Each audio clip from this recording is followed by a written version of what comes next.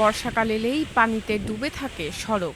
সেই সড়ক দিয়েই প্রতিদিন হাজারো মানুষ ও শত শত যানবাহন চলাচল করে। সড়কে তৈরি হওয়া বড় বড় গর্তের কারণে প্রায়ই যানবাহন বিকল হয়ে ঘটে দুর্ঘটনা। কি বলবো, আমরা হচ্ছে অসহায়, ছাগলের 3 নম্বর বাচ্চা, বুঝছেন। এখানে সবসময় একটা না একটা গাড়ি বাজে থাকবে, কোনো রকম আপডাউন করতে পারি না, কাজে কামে যাইতে পারি না। এই পানির জন্য এক জ্বালায় আছি পানির জন্য। চট্টগ্রাম নগরের অন্যতম গুরুত্বপূর্ণ অক্সিজেন কুয়াইশ সড়ক এটি। প্রায় 5 কিলোমিটার দীর্ঘ এই সড়কটি 2016 সালে যান চলাচলের জন্য খুলে দেওয়া হয়, কিন্তু প্রায় এক দশকেও বড় ধরনের কোনো সংস্কার হয়নি। বিভিন্ন স্থানে উঠে গেছে কার্পেটিং, সৃষ্টি হয়েছে বড় বড় গর্ত। বর্ষায় সেই গর্ত পানির নিচে চলে যাওয়ায় ঝুঁকি আরও বেড়েছে। গাড়ি কোন সময় চাকা টাকা বাস্ট হয়ে যায়, আবার এখানে রাস্তার মধ্যে অ্যাঙ্গেল আছে, কিছু দেখা যাইতেছে না। এটা আজকে প্রায় 10-12 দিন পর্যন্ত এখানে পানি দেখতেছি। পানি আরো বেশি ছিল, মানে এখন তো মানে কিছুটা কমছে। কাল যেমনকি একটা বাইক অ্যাক্সিডেন্ট করছে রাত্রে 12টা 11:30 দিকে, অন্ধকারের কারণ, কিন্তু বর্তমানে কেউ দেখতেছে না। স্থানীয়দের অভিযোগ, প্রতিদিন হাজারো মানুষ এই সড়ক ব্যবহার করলেও দীর্ঘদিন ধরে স্থায়ী সংস্কারের উদ্যোগ নেই। সড়কটি এখনও চট্টগ্রাম উন্নয়ন কর্তৃপক্ষের কাছ থেকে চট্টগ্রাম সিটি কর্পোরেশনের কাছে হস্তান্তর হয়নি। ফলে রক্ষণাবেক্ষণ নিয়েও চলছে দুই সংস্থার টানাপোড়েন।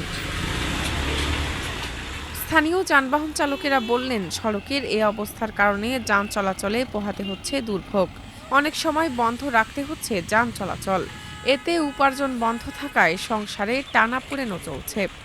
যেমন এগুলো দিছে বেশি দিন হয় নাই, আবার বৃষ্টি পড়ছে, আবার গর্ত হয়ে গেছে। ঠিকভাবে মেরামত করে না দেওয়ার কারণে রাস্তার অবস্থা এই অবস্থা, যার কারণে আমাদের দুর্ভোগ করছে, গাড়ি চালাতে পারতেছি না, আমাদের আয় রোজগারের খুব সমস্যা হচ্ছে। চট্টগ্রাম উন্নয়ন কর্তৃপক্ষ সিডিএর চেয়ারম্যান জানিয়েছেন, টানা বৃষ্টির কারণে রক্ষণাবেক্ষণ কাজ ব্যাহত হয়েছে। কাজ শেষ করে দ্রুত সড়কটি সিটি কর্পোরেশনের কাছে হস্তান্তর করা হবে।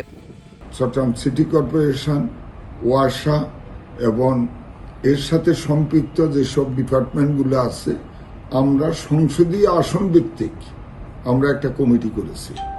যে হ্যাঁ, আমাদের এক্সিএন, সিটি কর্পোরেশনের এক্সিএন, ওয়াসার এক্সিএন, তারা সংসদীয় আসন ভিত্তিক, সংসদীয় আসনের আমাদের মাননীয় সংসদ সদস্য এবং ওই এলাকার বিশিষ্ট জনদের সাথে আলোচনা করে ওই এলাকায় আমাদের রাস্তাঘাট, আমাদের খাল, কোথায় কি সমস্যা আছে আইডেন্টিফাই করে যাতে স্থায়ীভাবে একটা ব্যবস্থা নেওয়া যায়, সেই ব্যবস্থাটা আমরা করার জন্য আমরা এই পরিকল্পনাটা নিয়েছি।